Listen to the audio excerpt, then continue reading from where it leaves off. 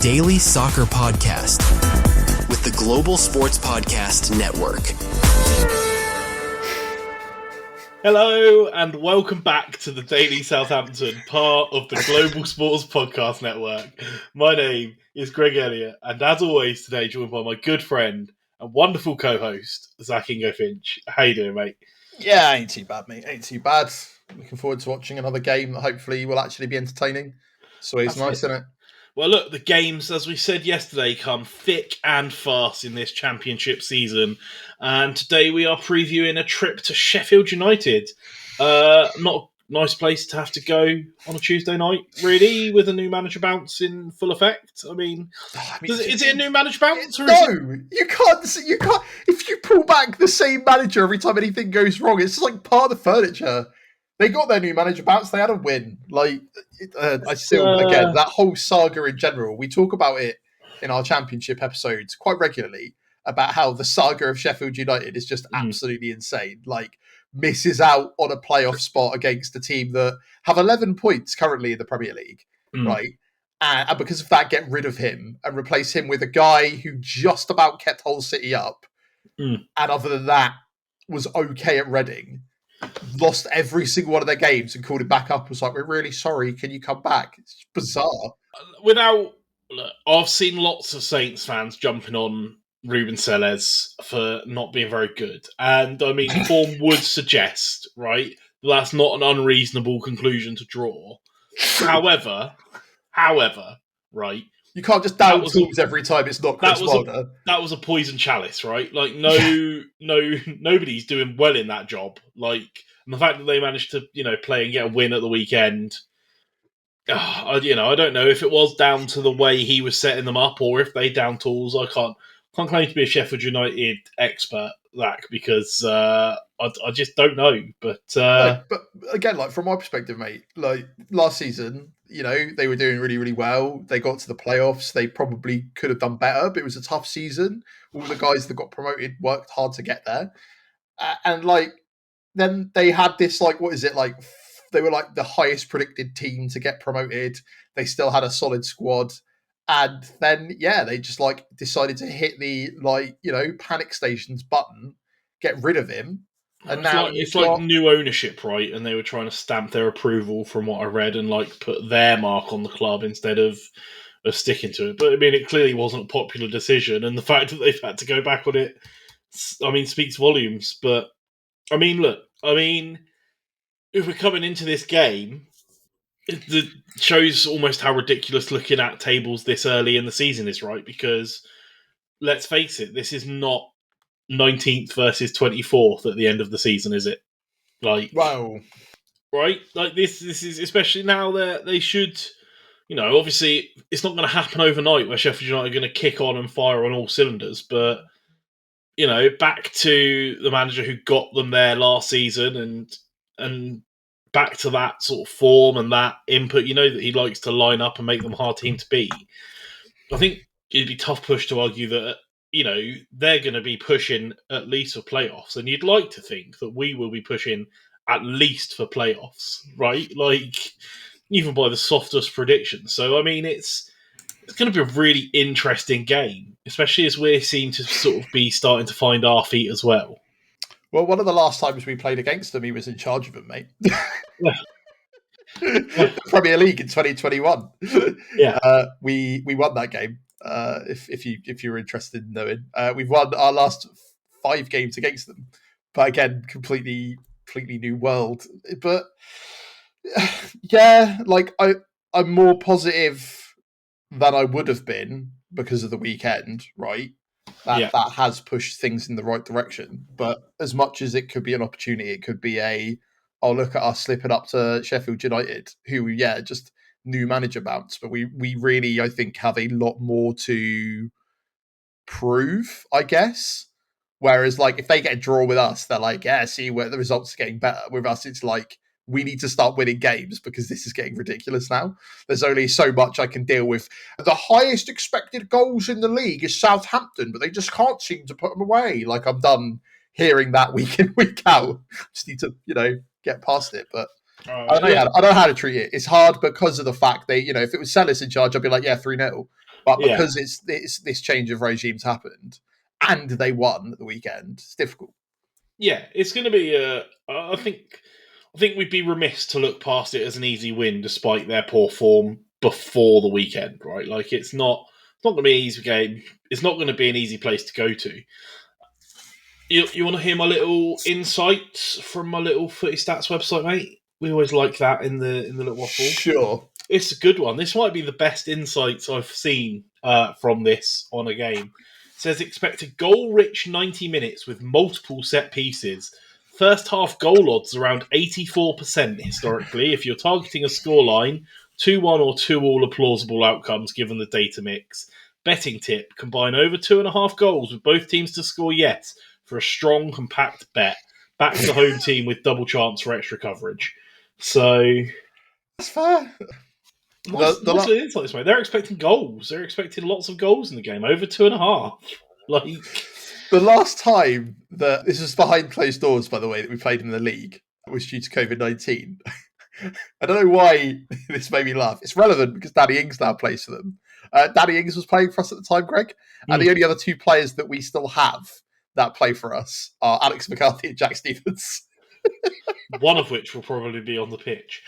Wow, who knows? It's going to be a fun predicted lineup, isn't it? It really is.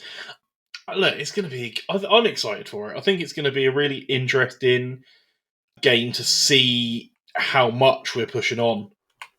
If we can keep this momentum going and turn it into something good. I mean, I think we should win, honestly. Yeah. I'm feeling it.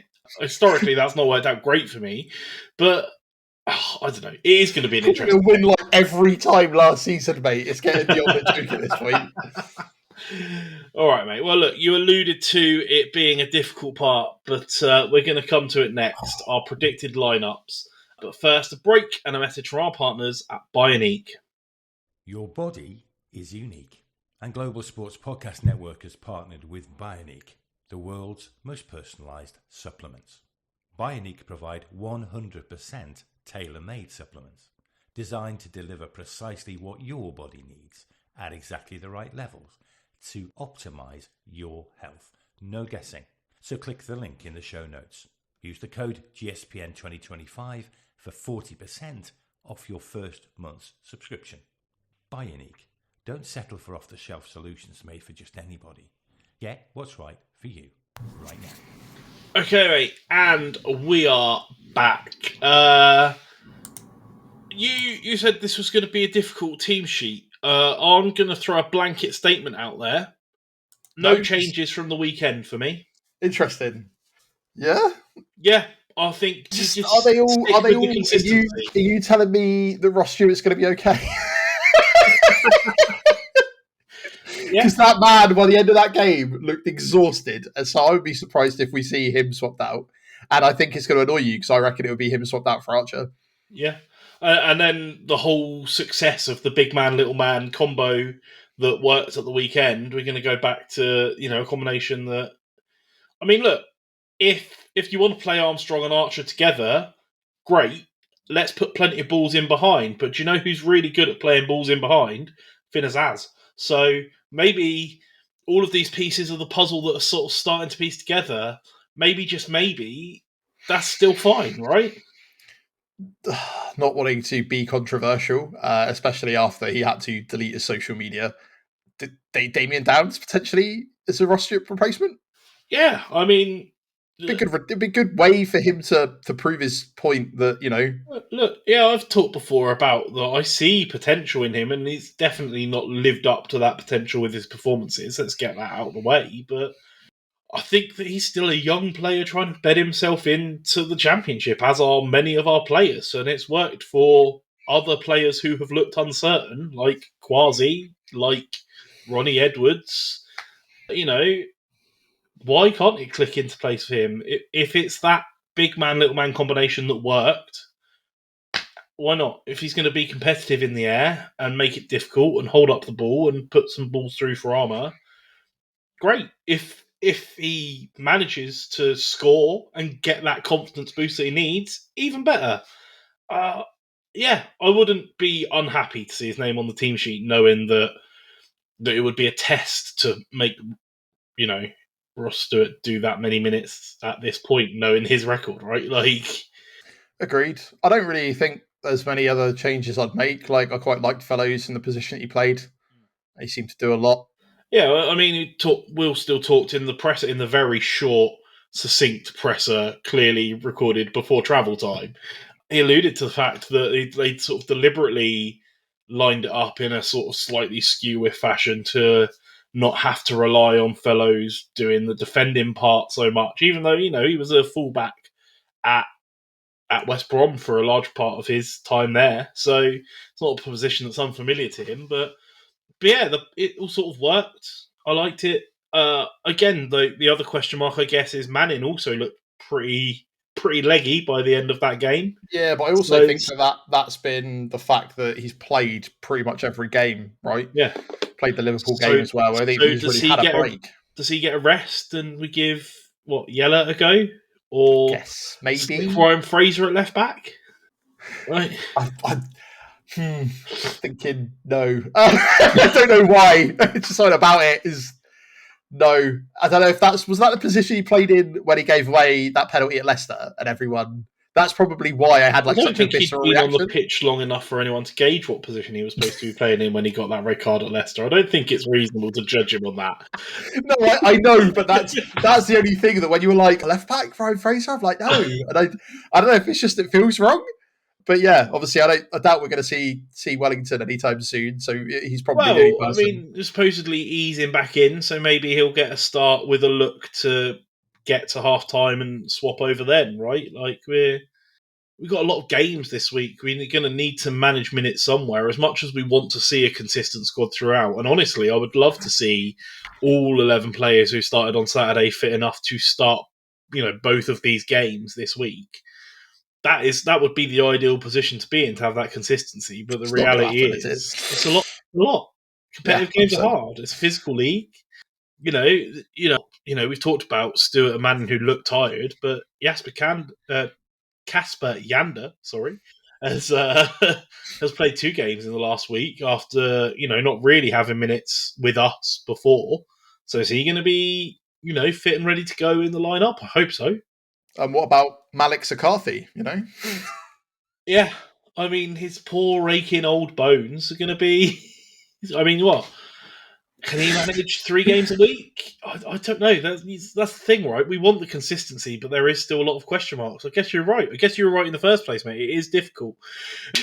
So yeah, okay. Do you think that it's going to be McCarthy in goal? Or do you think it's going to be Bavin Gazunu? Right, look, there's 2 sides of this coin for me, right? And that is... no, it is that, Will still made his decision, right? And that was a statement, brave move, that he's going to drop Bazunu and put McCarthy in goal. But that's fine. And if he wants to stick with that, that's fine. The other side of that coin to me is, if Bazunu conceded the goal that Alex McCarthy conceded at the weekend, which I've seen described as a freak goal, which is fine, is what it is. But if Bazunu was in goal and conceded that goal, what would the backlash of that be? Because it would be screaming. His body wasn't in the way properly. He should have put his shoulder in the way. This is just bad goalkeeper placement. He's terrible. Yeah, I know what you mean. So it's a hard one for me. On the one hand, Will still made his decision and clearly thinks that McCarthy's the better man for the job, so stick with it. On the other hand, I don't know if that is a mistake from McCarthy for the goal. I'm not a goalkeeping expert. I have been trying to train my daughter to be a goalkeeper for the last 3 weeks because she's decided that's what she wants to do, and it turns out it's not a position I know a great deal about at all. But especially as it's not even just about stopping the ball anymore. It's very confusing. But if you call it a mistake, then that's 2 mistakes in 2 games that have caused goals. So I don't know. It's difficult. And this is the problem with comes back to, again, we talked about it multiple times. What do you do about the goalkeeper? Do we need a better goalkeeper? I've seen some talk today, Greg, about how we've never replaced any of the really good players that have gone.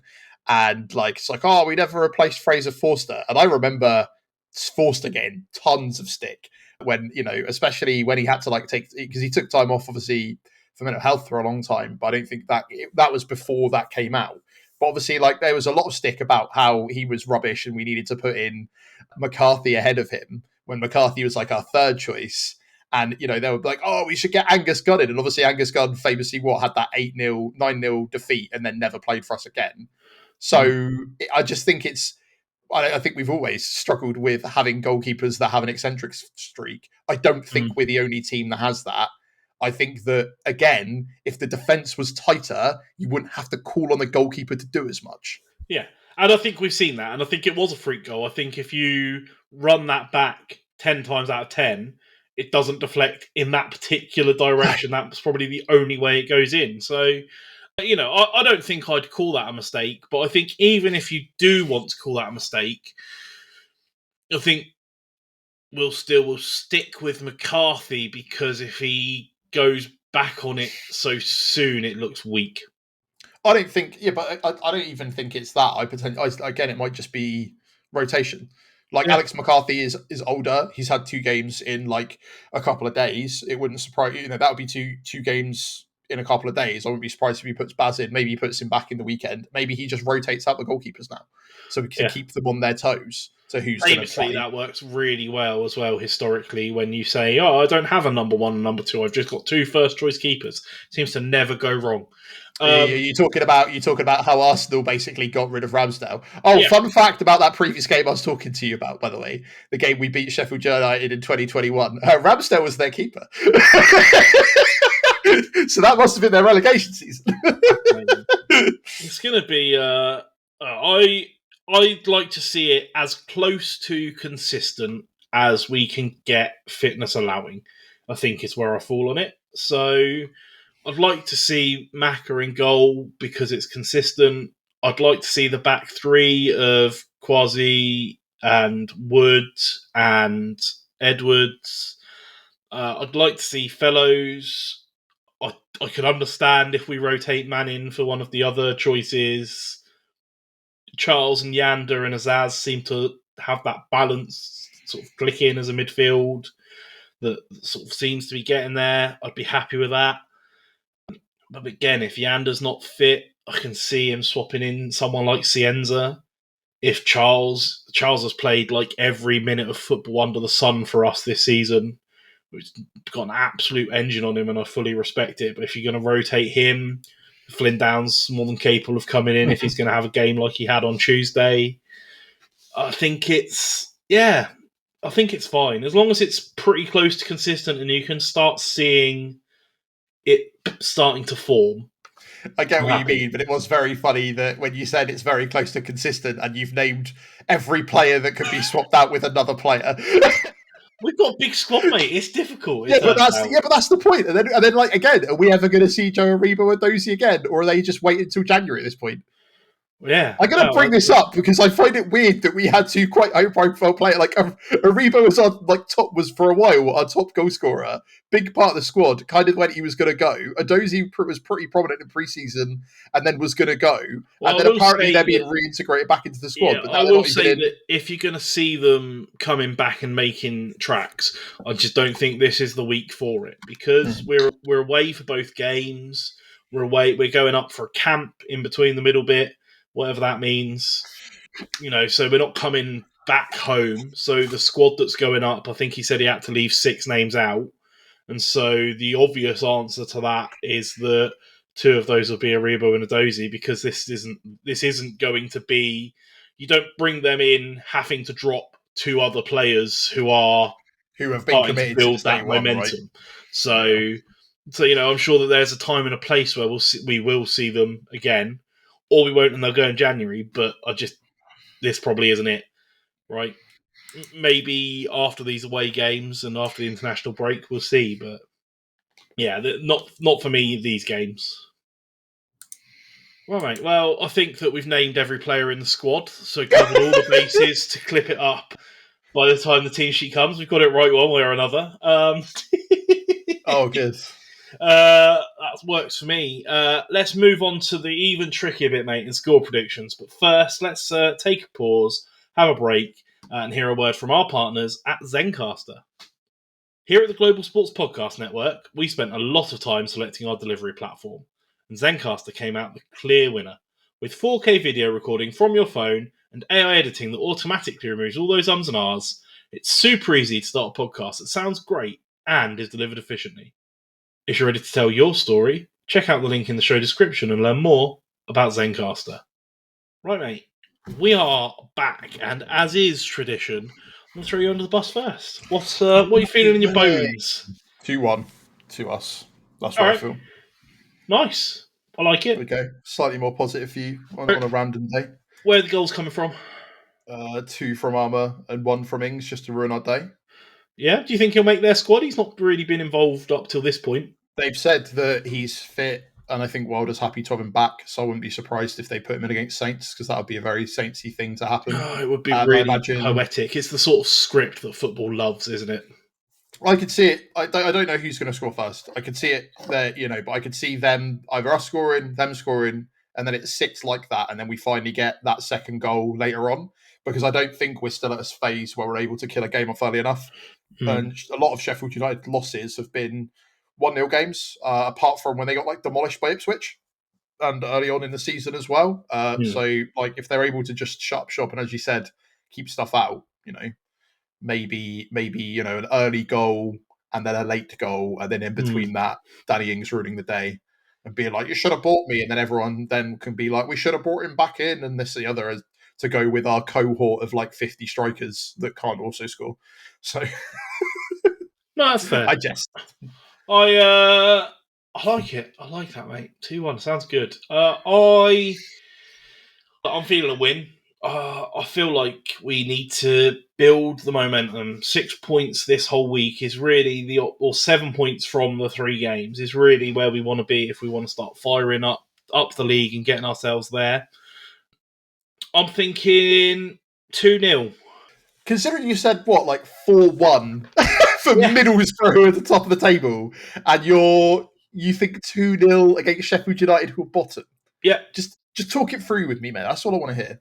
Is it because it's Wilder and he puts up a hard defence? Yeah, is it because that was the last? It would be quite poetic that we get the exact same score as the last league game. The Middlesbrough game I was expecting to be more open, and we play better against a more open team, whereas Chris Wilder is famously difficult to play against and notorious for making it that way.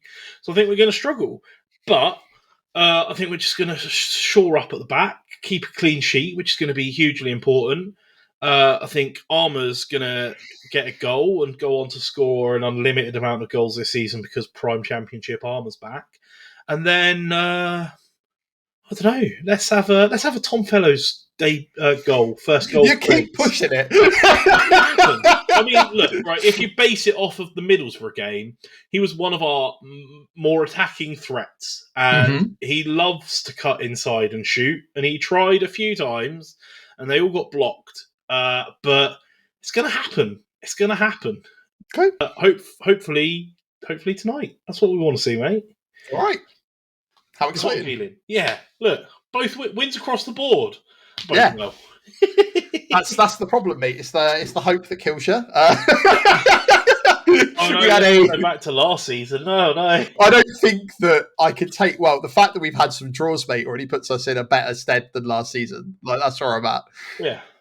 It'll be interesting. It's going to be an interesting game. And look, honestly, if we put in another really good performance and come away with a draw, it's probably good enough. But I want to see a decent win against a tough opposition, and I just think we're going to get it. I think it's going to be all right. But look, that's all we got time for, mate. We've come around so fast, but let us know in the comments. What's your score prediction? How do you see it playing out? Let us know on the comments, on the socials. We're on all of them. We're on X, Blue Sky, TikTok, Facebook, YouTube, Instagram. That's all of them. Yeah, good, because I was thinking of another one. It didn't come. We're everywhere. Let us know. We love hearing from you. Can't wait to see how we get on.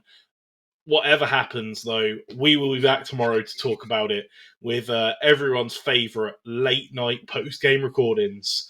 There's a definite level of insanity that comes with staying up that late and trying to record. But it makes for some good fun. Thank you, as always, Zach, for joining me. Thank you, everyone, for listening. We'll be back tomorrow, but until then, have a great day, everyone. Come on, you Saints.